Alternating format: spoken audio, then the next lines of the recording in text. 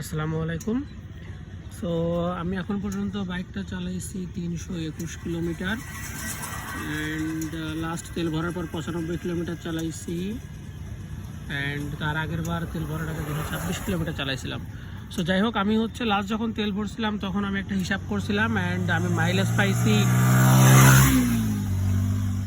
লাস্টবার আমি হিসাব করছিলাম এবং আমি মাইলেজ পাইছি 59 কিলোমিটার পার লিটার, যেটা আমি কখনো এক্সপেক্ট করি নাই। কারণ যদিও গাড়ি ব্রেকিং পিরিয়ডে আছে এবং আমি 5000-এর উপরে আরপিএম রেভ করতেছি না কখনোই, বাট মাঝে মাঝে হয়তো বা 5000 ক্রস করতেছে স্লাইটলি। মানে হয়তো অনেক সময় আমি চালাচ্ছি হাইওয়েতে, একটা গাড়ি আমার ওভারটেক করা লাগতেছে, সেই টাইমে করা লাগতে পারে। বাট মোস্টলি আমি খেয়াল রাখতেছি যাতে 5000-এর উপরে না যাই এবং ভুল ভবিষ্যৎ 2-1 বার যে 321 কিলোমিটার চালাইছে এর ভিতরে 2-1 বার হইতে পারে যে ক্রস করি।